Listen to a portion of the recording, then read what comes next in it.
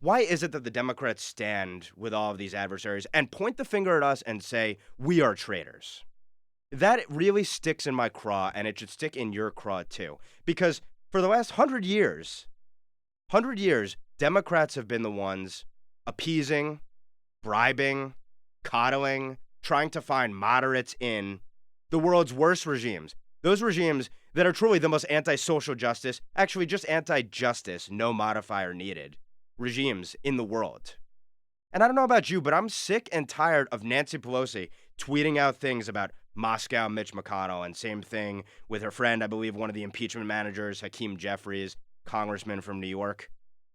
Some congressmen have said that regardless of what happens with impeachment, they're going to continue pursuing Trump-Russia ties and links. You know, the whole premise of the whole Trump-Russia hoax, which was really about trying to take down his presidency through this wedge issue, which, by the way, Hillary Clinton and her team were talking about within 24 hours after she lost, as has been documented and reported at length. It is all about saying this person's a traitor and therefore illegitimate, therefore dangerous, and therefore that justifies us taking the most brazen acts possible to undermine him, even if it means undermining everything else that the country is based on. I've said this repeatedly in articles and on air. You know, who is violating the norms, values, and principles and institutions that they tell us are so essential? It's them.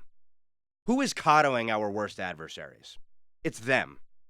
And we have seen some of the most shameful examples of this in light of following the attack that took out Qasem Soleimani, who I always refer to, and I think you should refer to him too, as the world's leading terrorist, of the world's leading terror force, of the world's leading terrorist regime that funds, runs, orchestrates everything that is done by this world's leading sponsor of terror in Iran and its malocracy. And we should separate, by the way, that regime from the people, some percentage of which are actually out there literally risking their lives because they actually do thirst for real, genuine freedom.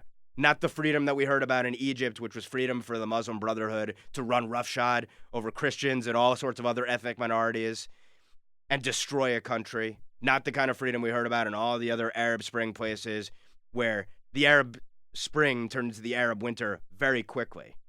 No, in Iran, there actually is some percentage of the populace who, like in pre-1979, pre-Islamic revolutionary Iran, actually do yearn for something approximating freedom and actually could be an ally and a partner with America and the West more broadly.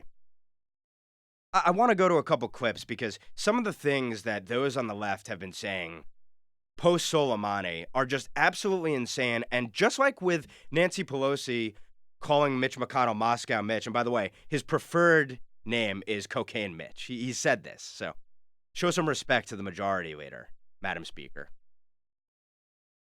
And when they talk about the whole Russia collusion hoax, you're a traitor, even though it's been disproven, even though it's been proven that this was really Spygate, not Russiagate. Russia was the excuse to spy on an opposing campaign and to weaponize our national security and law enforcement apparatus as part of a long-running campaign from before the man was inaugurated to try to take him down. By the way, before I get to Iran, let me just say, it is the Democrats, it is those who have propagated this Russiagate, Russia collusion narrative, Russia treasonous conspiracy narrative. They are doing far more damage to our country than Vladimir Putin or anyone in Russia could ever hope to do to America.